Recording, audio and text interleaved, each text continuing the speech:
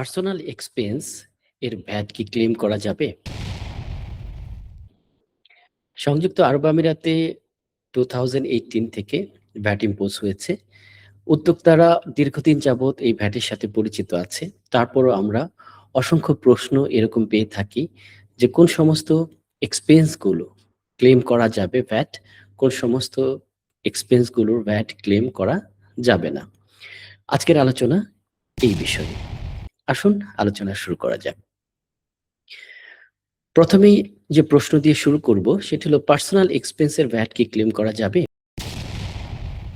উত্তর হচ্ছে না।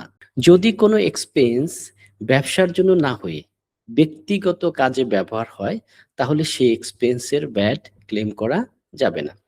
আমরা উদাহরণস্বরূপ বলতে পারি পরিবারের জন্য আপনি গ্রোসারি কিনেছেন, ব্যক্তিগত মোবাইল কিনেছেন, পরিবারকে নিয়ে আপনি ভ্যাকেশনে গিয়েছেন, ব্যক্তিগত ফার্নিচার বা আপনার নিজের যে বাসায় সেটা রেন্ট দিয়েছেন। এগুলো মূলত বিজনেসের এক্সপেন্স নয়। তাই এগুলোর যে ভ্যাট আপনি দিয়েছেন সেই ভ্যাট ক্লেম করা যাবে না।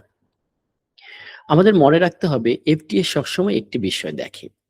এই যে এক্সপেন্সটি সেটি কি ব্যবসার কাজে বা ব্যবসার কাজে ব্যবহৃত হয়েছে? উত্তর যদি না হয় তাহলে ইনপুট ভ্যাট ক্লেম করা যাবে না, রিজেক্ট হবে। তারপরের প্রশ্নটি হচ্ছে এন্টারটেইনমেন্ট এক্সপেন্স এর ভ্যাট কি ক্লেম করা যায়? এটি সবচেয়ে বড় একটি ভুল ধারণা যে ধরুন আপনি ক্লায়েন্টকে নিয়ে গেলেন রেস্টুরেন্টে, হোটেলে, রিসোর্টে, কোনো আপনার কোম্পানি এন্টারটেইনমেন্ট ইভেন্ট হলো। এ ধরনের হসপিটালিটি এক্সপেন্স গুলোর ভ্যাট সাধারণত ক্লেম করা যায় না। যদিও এগুলো বিজনেস প্রমোশনের জন্য করা যায় কিন্তু ভ্যাট ল অনুযায়ী এই সমস্ত এক্সপেন্স গুলোর ব্লকড ইনপুট ট্যাক্স হিসেবে বিবেচিত হয়। এই জন্য এগুলোকে সাধারণত ক্লেম করা যায় না। আরেকটি বিষয় আমাদেরকে জানতে হবে যেমন ধরেন উদাহরণস্বরূপ বলতে পারি যে ক্লায়েন্টের ডিনার, ফুটবল ম্যাচের টিকিট, আপনি বার্থডে পার্টি বা যেকোনো এন্টারটেইনমেন্ট এক্সপেন্স গুলো এগুলো কিন্তু আপনি ভ্যাট ক্লেম করতে পারবেন না। রিকভার করা সম্ভব নয়। ৩ নম্বর প্রশ্ন হচ্ছে এমপ্লয়ির পার্সোনাল যে এক্সপেন্স আছে সে ভ্যাট কি ক্লেম করা যাবে? উত্তর হচ্ছে না। এই এক্সপেন্স এমপ্লয়ি ব্যক্তিগত সুবিধার জন্য হয় তারপরও ভ্যাট ক্লেম করা যাবে না। যেমন পার্সোনাল অ্যাকোমোডেশন হতে পারে এমপ্লয়ির, এয়ার টিকেট, পার্সোনাল শপিং এছাড়া যেকোনো কিছুই আপনি পার্সোনালি এমপ্লয়িকে দিয়েছেন সেগুলোর ভ্যাট রিকভার হবে না।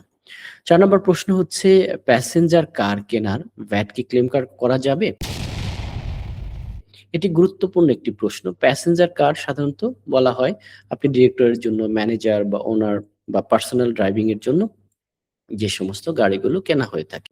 যেটা যদি ভেহিকেল ব্যবহার হয় taxi, driving school, car renter, ambulance, police emergency service হিসেবে তাহলে ভ্যাট এগুলোর ক্লেম করা যেতে পারে। মিক্সড ইউজ এক্সপেন্স হলে কি হবে? অনেক এক্সপেন্স ব্যবসা বা ব্যক্তিগত ২ কাজেই ব্যবহার করা হয়। যেমন mobile bill, internet, electricity, vehicle, laptop.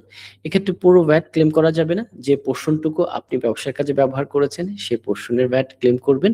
যে পোর্শনটুকু আপনি পার্সোনাল ইউজ করেছেন সেগুলোর ভ্যাট ক্লেম করা যাবে না। তারপরের প্রশ্নটি হচ্ছে প্রপার ট্যাক্স ইনভয়েস না থাকলে ভ্যাট ক্লেম করা যাবে? এফডিএ সবচেয়ে আগে ট্যাক্স ইনভয়েস দেখে। ট্যাক্স ইনভয়েস থাকতে হবে, সাপ্লায়ার নাম থাকতে হবে ট্যাক্স ইনভয়েসের মধ্যে, TRN, invoice number, date, VAT amount, customer details থাকতে হবে। ইনভয়েস অসম্পূর্ণ হলে ভ্যাট ক্লেম রিজেক্টেড হতে পারে। ক্যাশ পারচেজ করলে কি ভ্যাট ক্লেম করা যাবে? এখানে আসলে ক্যাশ বা ব্যাংক এগুলোর সাথে ভ্যাট ক্লেম সম্পর্কিত নয়। সমস্যা হয় যে আপনি ইনভয়েস নেই, রিসিপ্ট নেই, পেমেন্ট প্রুফ নেই। এফটিএ এভিডেন্স চায়। তাই সবসময় ইনভয়েস, রিসিপ্ট, পেমেন্ট রেকর্ড সংরক্ষণ করুন। তারপরের প্রশ্নটি হচ্ছে ফেক ইনভয়েস বা ইনভ্যালিড সাপ্লাই হলে কি হবে? এটি খুবই ঝুঁকিপূর্ণ। যদি সাপ্লায়ার ফেক হয়, ভ্যাট রেজিস্টার না থাকে, টিআরএন ইনভ্যালিড থাকে তাহলে পুরো ভ্যাট ক্লেম বাতিল হয়ে যেতে পারে। তো এই ক্ষেত্রে আমাদেরকে খেয়াল রাখতে হবে এর পাশাপাশি কিন্তু আপনি পেনাল্টি এবং অডিট ইনভেস্টিগেশন ও হতে পারে। তারপরের প্রশ্নটি হচ্ছে এক্সাম্পট সাপ্লাই এর জন্য করা যে এক্সপেন্স তার কি ভ্যাট ক্লেম করা যাবে? যদি এক্সপেন্সটি এক্সাম্পট অ্যাক্টিভিটির জন্য হয় তাহলে ইনপুট ভ্যাট সাধারণত ক্লেম করা যাবে না। তো যদি মিক্স থাকে তাহলে যে পোর্শনটুকু এক্সাম্পট নয় সে পোর্শনটুকুর ক্লেম করতে পারবেন। এরপরের প্রশ্নটি হচ্ছে এফটিএ সাধারণত কোন, কোন কারণে ইনপুট ভ্যাট রিজেক্ট করে দেয়?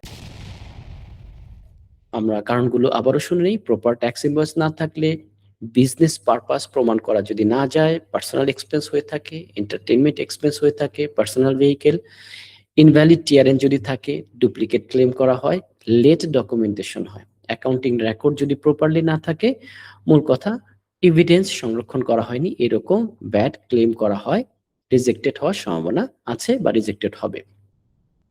মনে রাখতে হবে যে ভ্যাট ক্লেম নিরাপদ রাখতে আপনাকে সবসময় ট্যাক্স ইনভয়েস সংরক্ষণ করতে হবে, সাপ্লায়ার টিআরএন ভেরিফাই করে নিতে হবে, পার্সোনাল এবং ব্যবসার যে এক্সপেন্স এটাকে আলাদা রাখতে হবে, ডিজিটাল রেকর্ড সংরক্ষণ করতে হবে, বিজনেস পারপাস আপনি লিখে রাখবেন প্রপারলি, অ্যাকাউন্টিং সফটওয়্যার ব্যবহার করুন, এটি অনেক নিরাপদ, নিয়মিত ভ্যাট রিকনসিলিয়েশন করুন। গুরুত্বপূর্ণ একটি সতর্কতা, অনেক ব্যবসায়ী আমরা ভাবি যে ভ্যাট দিয়েছি তাই ক্লেম করব, কিন্তু ইউএই ভ্যাট ল এর মূলনীতি হলো শুধুমাত্র বিজনেসের জন্য হওয়া এক্সপেন্স এলিজিবল যে হবে হচ্ছে ভ্যাট এক্সপেন্স ক্লেম করার জন্য। ভ্যাট আইন অনুযায়ী রিকভারেবল ইনপুট ট্যাক্স তাই ক্লেম করা যায় যেটা বিজনেসের প্রয়োজনে আপনি খরচ করেছেন। পরিশেষে একটি কথা বলবো, ইনপুট ভ্যাট ক্লেম করার আগে নিজেকে আপনি প্রশ্ন করুন, এই এক্সপেন্সটা কি বিজনেসের পারপাসে হয়েছে? যদি ইয়েস হয়, আমার কাছে কি ভ্যালিড ট্যাক্স ইনভয়েস বা সাপোর্টিং ডকুমেন্টস আছে? যদি ইয়েস হয়, ইউএই ভ্যাট ল অনুযায়ী এক্সপেন্সটিকে ভ্যাট রিকভারেবল কিনা? যদি ইয়েস হয় ৩ টি প্রশ্নের উত্তর, তাহলে আপনি এই ইনপুট ভ্যাটটি ক্লেম করতে পারেন। যদি না হয় তাহলে আপনি ক্লেম করতে পারবেন না। আপনাদের সবাইকে ধন্যবাদ। ভবিষ্যতে আবারও কথা হবে আপনাদের সাথে। আজকের মতো এখানেই বিদায় নিচ্ছি। সবাই ভালো থাকবেন। আসসালামু আলাইকুম।